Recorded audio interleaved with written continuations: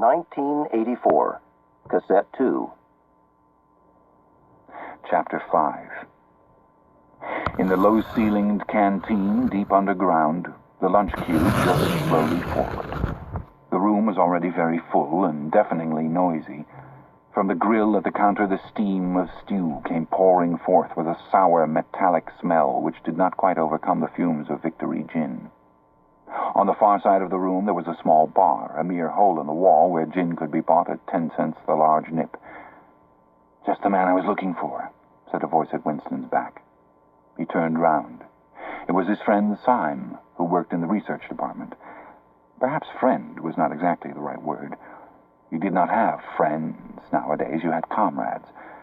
But there were some comrades whose society was pleasanter than that of others. Syme was a philologist, a specialist in newspeak. Indeed, he was one of the enormous team of experts now engaged in compiling the 11th edition of the Newspeak Dictionary. He was a tiny creature, smaller than Winston, with dark hair and large, protuberant eyes, at once mournful and derisive, which seemed to search your face closely while he was speaking to you. "I wanted to ask whether you'd got any razor blades," he said. "Not one," said Winston, with a sort of guilty haste. "I've tried all over the place. They don't exist any longer." Everyone kept asking you for razor blades. Actually, he had 2 unused ones which he was hoarding up. There had been a famine of them for months past. At any given moment there was some necessary article which the party shops were unable to supply. Sometimes it was buttons, sometimes it was darning wool, sometimes it was shoelaces. At present it was razor blades. You could only get hold of them, if at all, by scrounging more or less furtively on the free market. "I've been using the same blade for 6 weeks, he added untruthfully. The queue gave another jerk forward. As they halted, he turned and faced Syme again. Each of them took a greasy metal tray from a pile at the edge of the counter. "Did you go and see the prisoners hanged yesterday?" said Syme. "I was working," said Winston indifferently. "I shall see it on the flicks, I suppose." "A very inadequate substitute," said Syme. His mocking eyes roved over Winston's face. "I know you," the eyes seemed to say. "I see through you. I know very well why you didn't go to see those prisoners hanged." In an intellectual way, Syme was venomously orthodox. He would talk with a disagreeable, gloating satisfaction of helicopter raids on enemy villages, the trial and confessions of thought criminals, the executions in the cellars of the Ministry of Love. Talking to him was largely a matter of getting him away from such subjects and entangling him, if possible, in the technicalities of newspeak, on which he was authoritative and interesting. Winston turned his head a little aside to avoid the scrutiny of the large dark eyes. "It was a good hanging," said Syme reminiscently. "I think it spoils it when they tie their feet together. I like to see him kicking. And above all, at the end, the tongue sticking right out and blue, a quite bright blue. That's the detail that appeals to me." "Next, please," yelled the white-aproned prole with the ladle. Winston and Syme pushed their trays beneath the grill. Onto each was dumped swiftly the regulation lunch: metal pannikin of pinkish-gray stew, a hunk of bread, a cube of cheese, a mug of milkless Victory coffee, and 1 saccharin tablet. "There's a table over there under that telescreen," said Syme. "Let's pick up a gin on the way." The gin was served out to them in handleless china mugs. They threaded their way across the crowded room and unpacked their trays onto the metal-top table, on one corner of which someone had left a pool of stew, a filthy liquid mess that had the appearance of vomit. Winston took up his mug of gin, paused for an instant to collect his nerve, and gulped the oily-tasting stuff down. When he had winked the tears out of his eyes, he suddenly discovered that he was hungry. He began swallowing spoonfuls of the stew, which, in among its general sloppiness, had cubes of spongy, pinkish stuff which was probably a preparation of meat. Neither of them spoke again until they had emptied their pannikins. From the table at Winston's left, a little behind his back, someone was talking rapidly and continuously, a harsh gabble, almost like the quacking of a duck, which pierced the general uproar of the room. "How's the dictionary getting on?" said Winston, raising his voice to overcome the noise. "Slowly," said Syme. "I'm on the adjectives. It's fascinating." He had brightened up immediately at the mention of newspeak. He pushed his pannikin aside, took up his hunk of bread in one delicate hand and his cheese in the other, and leaned across the table so as to be able to speak without shouting. "The 11th edition is the definitive edition," he said. We're getting the language into its final shape, the shape it's going to have when nobody speaks anything else. When we've finished with it, people like you will have to learn it all over again. You think, I dare say, that our chief job is inventing new words, but not a bit of it. We're destroying words. Scores of them, hundreds of them, every day. We're cutting the language down to the bone. The 11th edition won't contain a single word that will become obsolete before the year 2050. He bit hungrily into his bread and swallowed a couple of mouthfuls, then continued speaking with a sort of pedant's passion. His thin, dark face had become animated. His eyes had lost their mocking expression and grown almost dreamy. It's a beautiful thing, the destruction of words. Of course, the great wastage is in the verbs and adjectives, but there are hundreds of nouns that can be got rid of as well. It isn't only the synonyms. There are also the antonyms. After all, what justification is there for a word which is simply the opposite of some other words? A word contains its opposite in itself. Take good, for instance. If you have a word like good, what need is there for a word like bad? Ungood will do just as well. Better, because it's an exact opposite, which the other is not. Or, again, if you want a stronger version of good, what sense is there in having a whole string of vague, useless words like excellent and splendid and all the rest of them? Plus good covers the meaning. Or double plus good if you want something stronger still. Of course, we use those forms already, but in the final version of Newspeak, there'll be nothing else. In the end, the whole notion of goodness and badness will be covered by only 6 words. In reality, only 1 word. Don't you see the beauty of that, Winston? It was BB's idea originally, of course, he added as an afterthought. A sort of vapid eagerness flitted across Winston's face at the mention of Big Brother.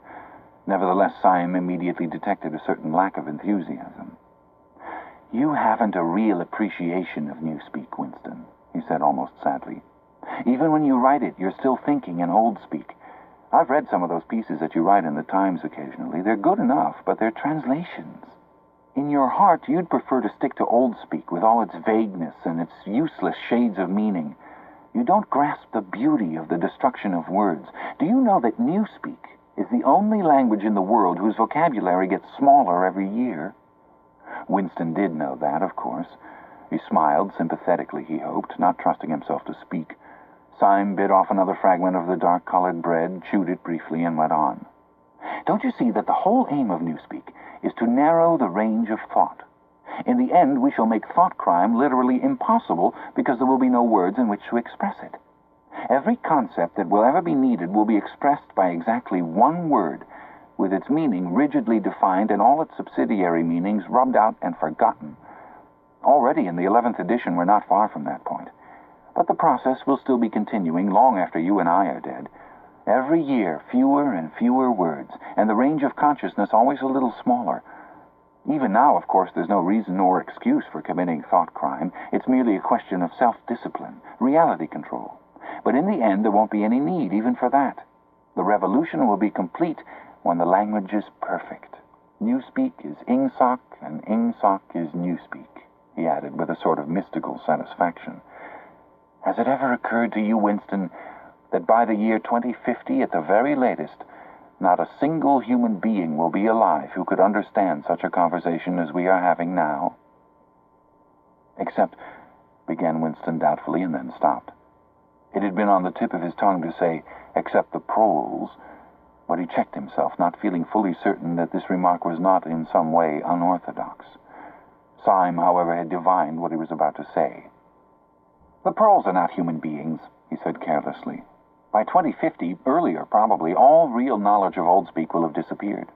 The whole literature of the past will have been destroyed. Chaucer, Shakespeare, Milton, Byron. They'll exist only in Newspeak versions. Not merely changed into something different, but actually changed into something contradictory of what they used to be. Even the literature of the party will change. Even the slogans will change. How could you have a slogan like, "Freedom is slavery," when the concept of freedom has been abolished? The whole climate of thought will be different. In fact, there will be no thought as we understand it now. Orthodoxy means not thinking, not needing to think. Orthodoxy is unconsciousness. One of these days, thought Winston with sudden, deep conviction, Syme will be vaporized. He is too intelligent. He sees too clearly and speaks too plainly. The party does not like such people. One day he will disappear. It is written in his face. Winston had finished his bread and cheese. He turned a little sideways in his chair to drink his mug of coffee. At the table on his left, the man with the strident voice was still talking remorselessly away. A young woman who was perhaps his secretary and who was sitting with her back to Winston was listening to him and seemed to be eagerly agreeing with everything that he said. From time to time, Winston caught some such remark as, "I think you're so right, I do so agree with you," uttered in a youthful and rather silly feminine voice. But the other voice never stopped for an instant, even when the girl was speaking. Winston knew the man by sight, though he knew no more about him than that he held some important post in the fiction department.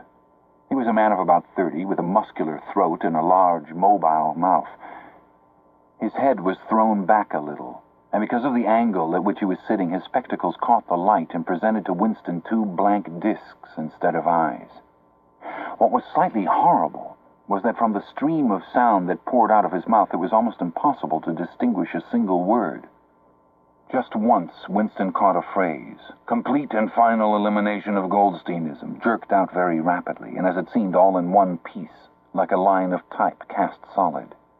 For the rest, it was just a noise, a quack, quack, quacking.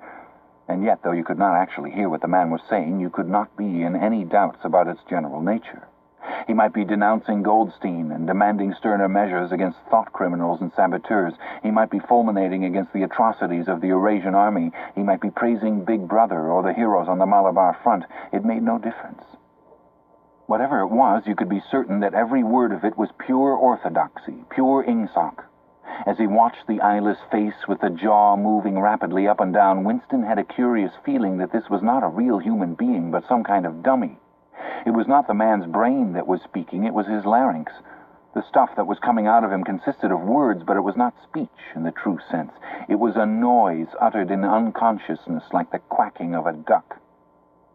Syme had fallen silent for a moment, and with the handle of his spoon was tracing patterns in the puddle of stew. The voice from the other table quacked rapidly on, easily audible in spite of the surrounding din. "There is a word in Newspeak," said Syme. "I don't know whether you know it. Duck speak, to quack like a duck. It is one of those interesting words that have two contradictory meanings. Applied to an opponent, it is abuse. Applied to someone you agree with, it is praise." Unquestionably, Syme will be vaporized, Winston thought again.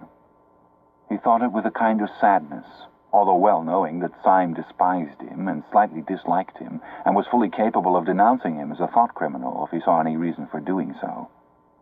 There was something subtly wrong with Syme. There was something that he lacked. Discretion, aloofness, a sort of saving stupidity. You could not say that he was unorthodox.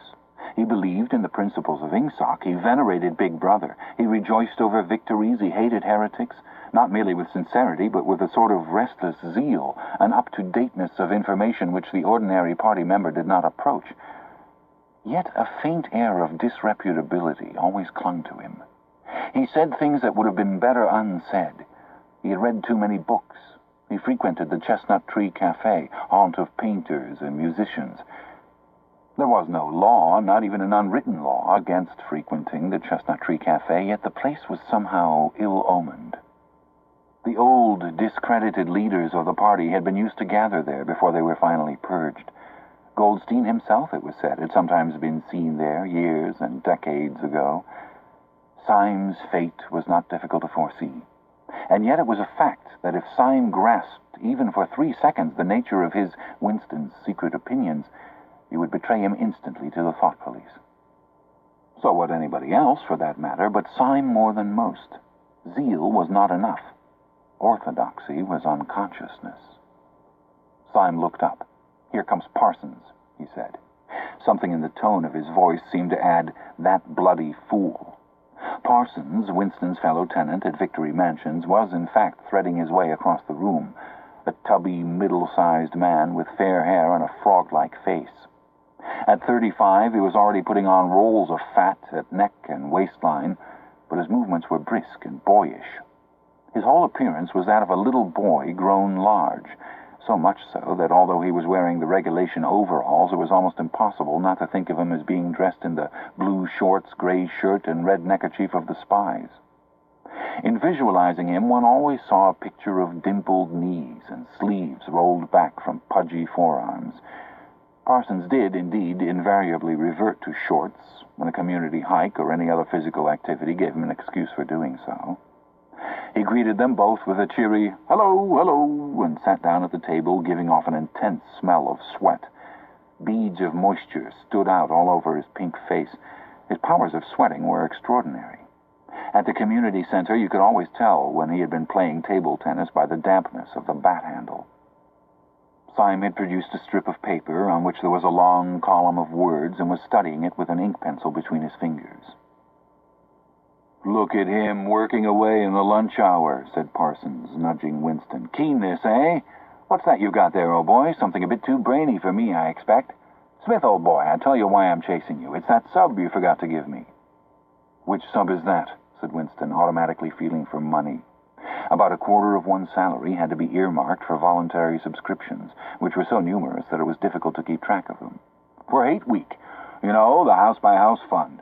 I'm treasurer for our block. We're making an all-out effort. Going to put on a tremendous show. I tell you, it won't be my fault if old Victory Mansions doesn't have the biggest outfit of flags in the whole street. $2 you promised me." Winston found and handed over 2 creased and filthy notes, which Parsons entered in a small notebook in the neat handwriting of the illiterate. "By the way, old boy," he said, "I hear that little beggar of mine let fly at you with his catapult yesterday. I gave him a good dressing down for it. In fact, I told him I'd take the catapult away if he does it again." "I think he was a little upset at not going to the execution," said Winston. "Oh, well, what I mean to say shows the right spirit, doesn't it? Mischievous little beggars they are, both of them, but talk about keenness. All they think about is the spies, and the war, of course. Do you know what that little girl of mine did last Saturday when her troop was on a hike out Berkhamsted way? She got 2 other girls to go with her, slipped off from the hike, and spent the whole afternoon following a strange man. They kept on his tail for 2 hours right through the woods, and then when they got into Amersham, handed him over to the patrols." "What did they do that for?" said Winston, somewhat taken aback. Parsons went on triumphantly. "My kid made sure he was some kind of enemy agent. Might have been dropped by parachute, for instance. But here's the point, old boy. What do you think put her onto him in the first place? She spotted he was wearing a funny kind of shoes. Said she'd never seen anyone wearing shoes like that before, so the chances were he was a foreigner. Pretty smart for a nipper of 7, eh?" "What happened to the man?" said Winston. "Oh, that I couldn't say, of course, but I wouldn't be altogether surprised if—" Parsons made the motion of aiming a rifle and clicked his tongue for the explosion. "Good," said Syme abstractedly, without looking up from his strip of paper. "Of course, we can't afford to take chances," agreed Winston dutifully. "What I mean to say, there's a war on," said Parsons.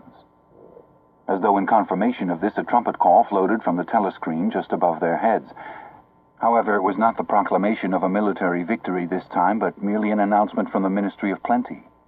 "Comrades!" cried an eager, youthful voice. "Attention, comrades! We have glorious news for you. We have won the battle for production.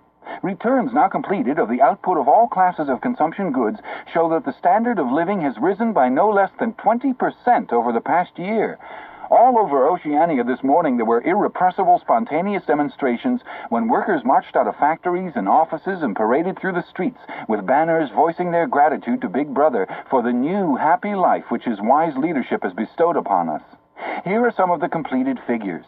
Foodstuffs, the phrase, 'our new happy life,' recurred several times. It had been a favorite of late with the Ministry of Plenty. Parsons, his attention caught by the trumpet call, sat listening with a sort of gaping solemnity, a sort of edified boredom. He could not follow the figures, but he was aware that they were in some way a cause for satisfaction. He had lugged out a huge and filthy pipe, which was already half full of charred tobacco. With the tobacco ration at 100 grams a week, it was seldom possible to fill a pipe up to the top. Winston was smoking a Victory cigarette, which he held carefully horizontal. The new ration did not start until tomorrow, and he had only 4 cigarettes left.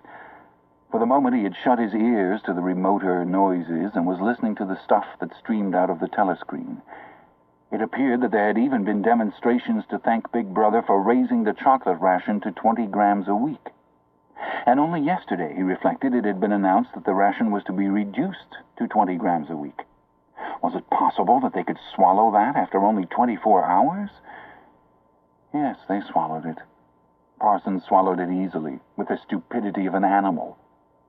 The eyeless creature at the other table swallowed it fanatically, passionately, with a furious desire to track down, denounce, and vaporize anyone who should suggest that last week the ration had been 30 grams.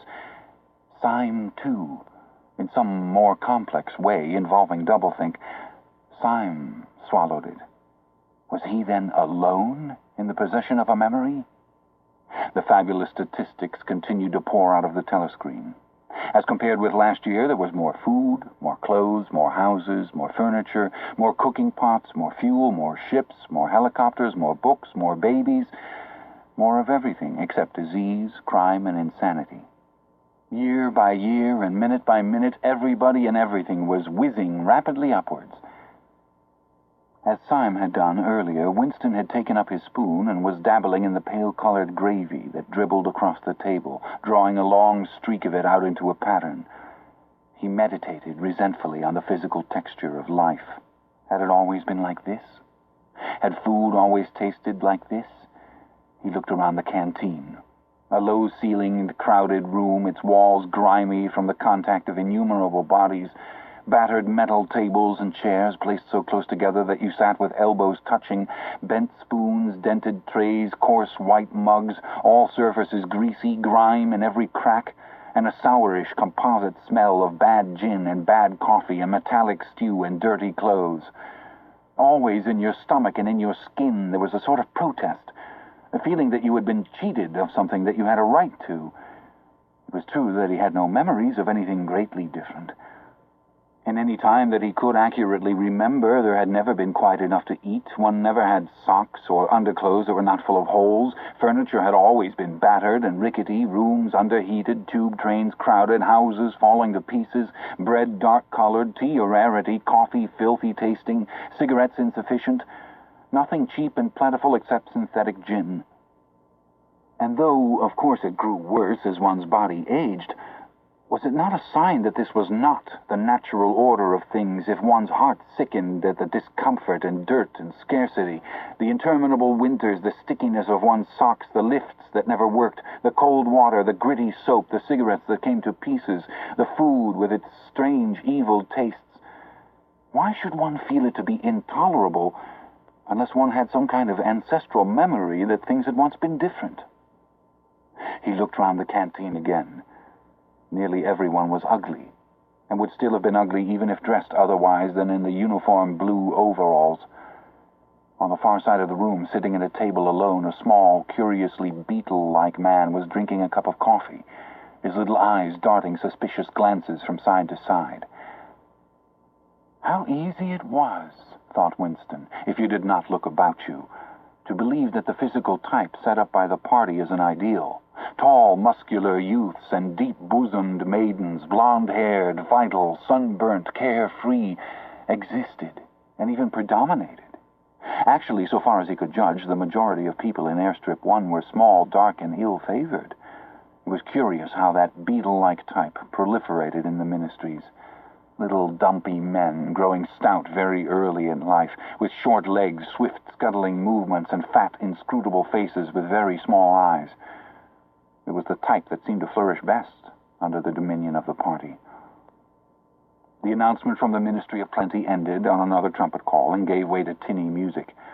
Parsons, stirred to vague enthusiasm by the bombardment of figures, took his pipe out of his mouth.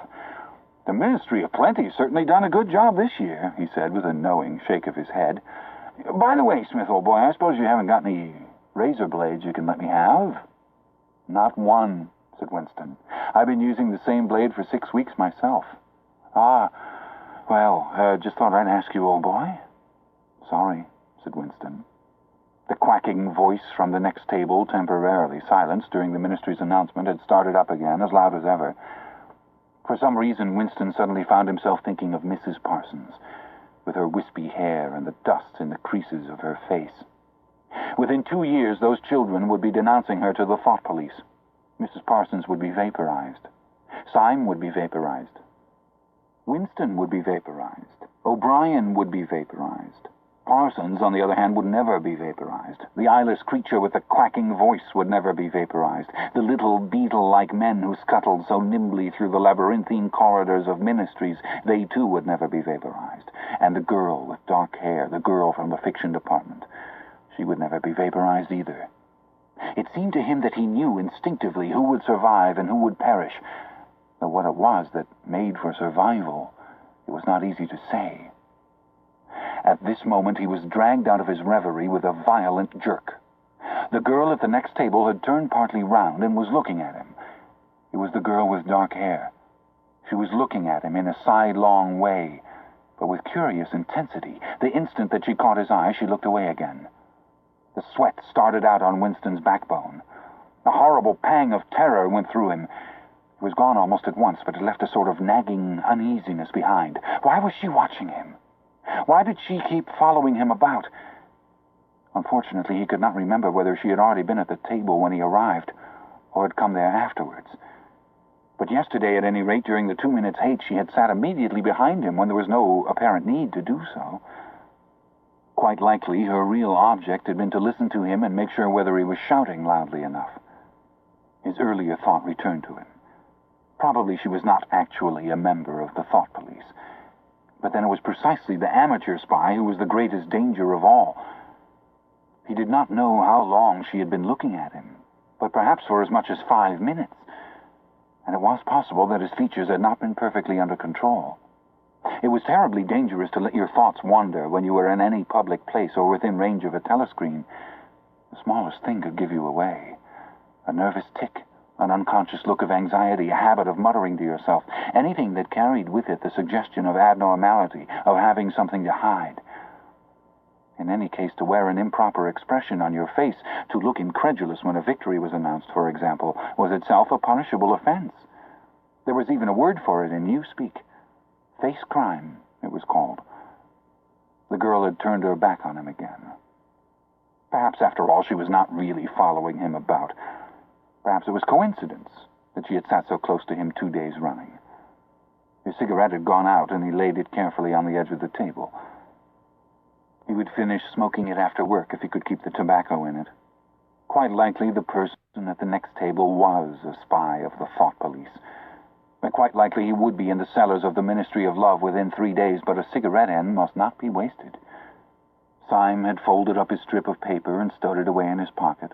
Parsons had begun talking again. "Did I ever tell you, old boy," he said, chuckling around the stem of his pipe, "about the time when those 2 nippers of mine set fire to the old market woman's skirt because they saw her wrapping up sausages in a poster of BB? Sneaked up behind her and set fire to it with a box of matches. Burned her quite badly, I believe, little beggars, eh? But keen as mustard. That's first-rate training they give 'em in the spies nowadays, better than in my day, even. What do you think's the latest thing they've served 'em out with?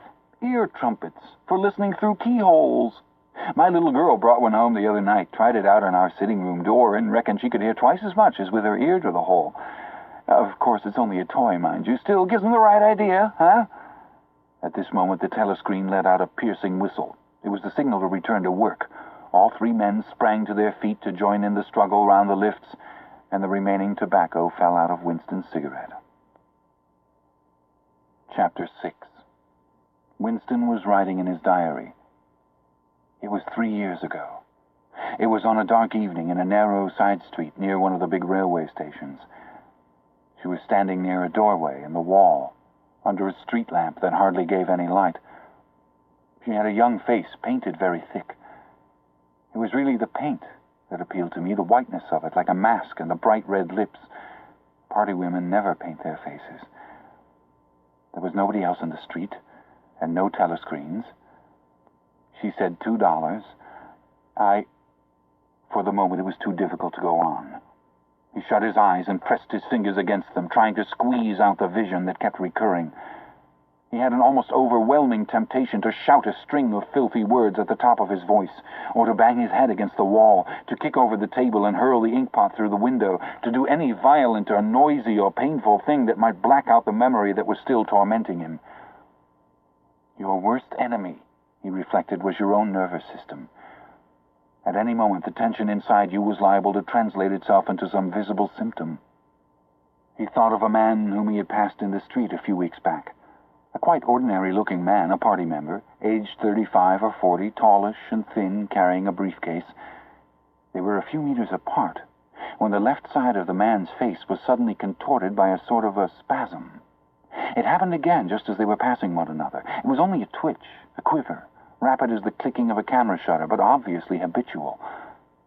He remembered thinking at the time, that poor devil is done for. And what was frightening was that the action was quite possibly unconscious. The most deadly danger of all was talking in your sleep. There was no way of guarding against that so far as he could see. He drew in his breath and went on writing.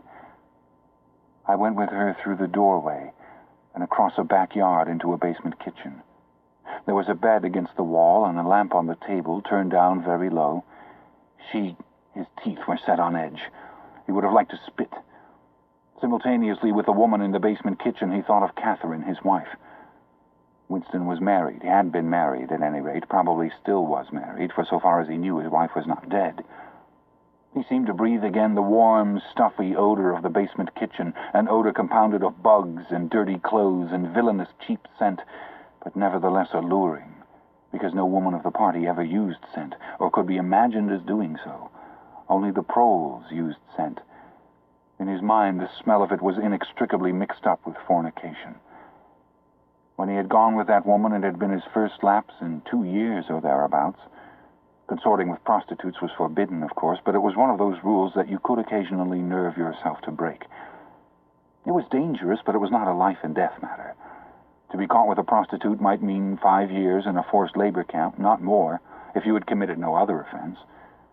And it was easy enough, provided that you could avoid being caught in the act. The poorer quarters swarmed with women who were ready to sell themselves. Some could even be purchased for a bottle of gin, which the proles were not supposed to drink. Tacitly, the party was even inclined to encourage prostitution, as an outlet for instincts which could not be altogether suppressed. Mere debauchery did not matter very much, so long as it was furtive and joyless, and only involved the women of a submerged and despised class. The unforgivable crime was promiscuity between party members. But though this was one of the crimes that the accused in the great purges invariably confessed to, it was difficult to imagine any such thing actually happening. The aim of the party was not merely to prevent men and women from forming loyalties which it might not be able to control. Its real, undeclared purpose was to remove all pleasure from the sexual act. Not love so much as eroticism was the enemy, inside marriage as well as outside it. All marriages between party members had to be approved by a committee appointed for the purpose, and, though the principle was never clearly stated, permission was always refused if the couple concerned gave the impression of being physically attracted to one another. The only recognized purpose of marriage was to beget children for the service of the party. Sexual intercourse was to be looked on as a slightly disgusting minor operation, like having an enema. This again was never put into plain words, but in an indirect way it was rubbed into every party member from childhood onwards. There were even organizations such as the Junior Anti-Sex League, which advocated complete celibacy for both sexes. All children were to be begotten by artificial insemination, artsem, it was called in newspeak, and brought up in public institutions. This, Winston was aware, was not meant altogether seriously, but somehow it fitted in with the general ideology of the party. The party was trying to kill the sex instinct, or if it could not be killed, then to distort it and dirty it. He did not know why this was so, but it seemed natural that it should be so, and so far as the women were concerned, the party's efforts were largely successful. He thought again of Catherine. It must be 9, 10, nearly 11 years since they had parted. He was curious how seldom he thought of her. For days at a time he was capable of forgetting that he had ever been married. They had only been together for about 15 months. The party did not permit divorce, but it rather encouraged separation in cases where there were no children. Catherine was a tall, fair-haired girl, very straight, with splendid movements. She had a bold, aquiline face, a face that one might have called noble until one discovered that there was as nearly as possible nothing behind it. Very early in their married life he had decided, though perhaps it was only that he knew her more intimately than he knew most people, that she had, without exception, the most stupid, vulgar, empty mind that he had ever encountered. She had not a thought in her head that was not a slogan, and there was no imbecility, absolutely none, that she was not capable of swallowing if the party handed it out to her. The human soundtrack, he nicknamed her in his own mind. Yet he could have endured living with her. if it had not been for just one thing: sex. As soon as he touched her, she seemed to wince and stiffen. To embrace her was like embracing a jointed wooden image. And what was strange was that even when she was clasping him against her, he had the feeling that she was simultaneously pushing him away with all her strength. The rigidity of her muscles managed to convey that impression. She would lie there with shut eyes, neither resisting nor cooperating, but submitting. It was extraordinarily embarrassing, and after a while horrible. But even then he could have borne living with her, if it had been agreed that they should remain celibate. But curiously enough, it was Catherine who refused this. They must, she said, produce a child if they could. So the performance continued to happen once a week, quite regularly, whenever it was not impossible. She used even to remind him of it in the morning as something which had to be done that evening and which must not be forgotten. She had two names for it. One was making a baby, and the other was our duty to the party. Yes, she had actually used that phrase. Quite soon he grew to have a feeling of positive dread when the appointed day came round. But luckily no child appeared, and in the end she agreed to give up trying, and soon afterwards they parted. Winston sighed inaudibly. He picked up his pen again and wrote. She threw herself down on the bed, and at once, without any kind of preliminary, in the most coarse, horrible way you can imagine, pulled up her skirt. He saw himself standing there in the dim lamplight with the smell of bugs and cheap scent in his nostrils, and in his heart a feeling of defeat and resentment which even at that moment was mixed up with the thought of Catherine's white body, frozen forever by the hypnotic power of the party. Why did it always have to be like this? Why could he not have a woman of his own instead of these filthy scuffles at intervals of years? But a real love affair was an almost unthinkable event. The women of the party were all alike. Chastity was as deeply ingrained in them as party loyalty. By careful early conditioning, by games and cold water, by the rubbish that was dinned into them at school and in the spies and the youth league, by lectures, parades, songs, slogans, and martial music, the natural feeling had been driven out of them. His reason told him that there must be exceptions, but his heart did not believe it. They were all impregnable as the party intended that they should be. And what he wanted, more even than to be loved, was to break down that wall of virtue, even if it were only once in his whole life. The sexual act, successfully performed, was rebellion. Desire was thought crime. Even to have awakened Catherine, if he could have achieved it, would have been like a seduction, although she was his wife. But the rest of the story had got to be written down. He wrote, I turned up the lamp.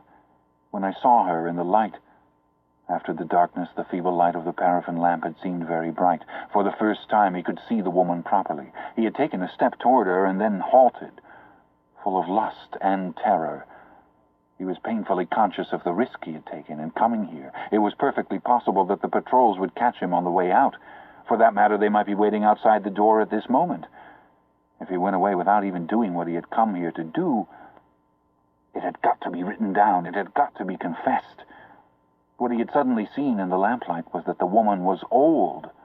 The paint was plastered so thick on her face that it looked as though it might crack like a cardboard mask.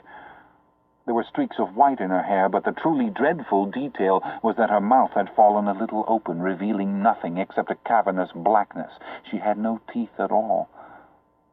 He wrote hurriedly in scrabbling handwriting. When I saw her in the light, she was quite an old woman, 50 years old at least, but I went ahead and did it just the same.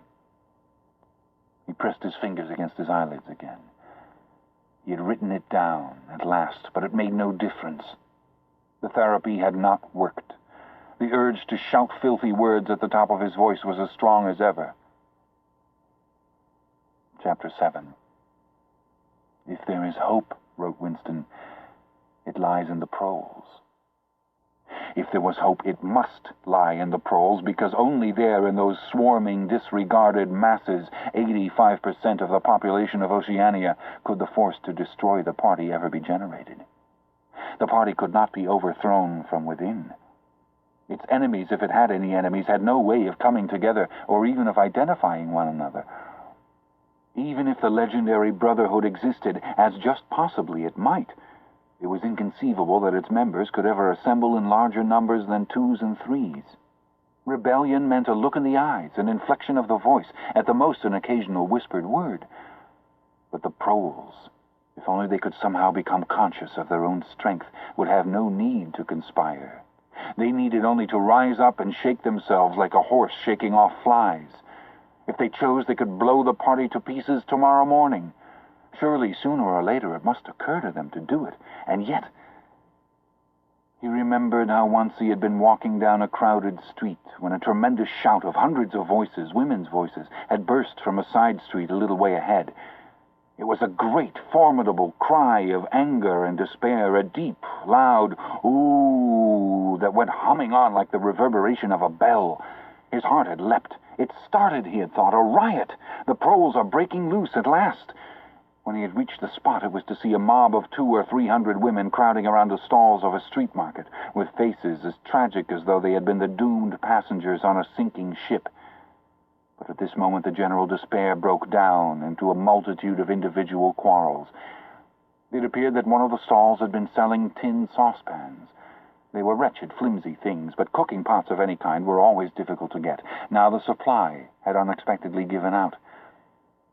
The successful women, bumped and jostled by the rest, were trying to make off with their saucepans, while dozens of others clamored round the stall, accusing the stall-keeper of favoritism and of having more saucepans somewhere in reserve. There was a fresh outburst of yells. 2 bloated women, one of them with her hair coming down, had got hold of the same saucepan and were trying to tear it out of one another's hands. For a moment they were both tugging, and then the handle came off. Winston watched them disgustedly.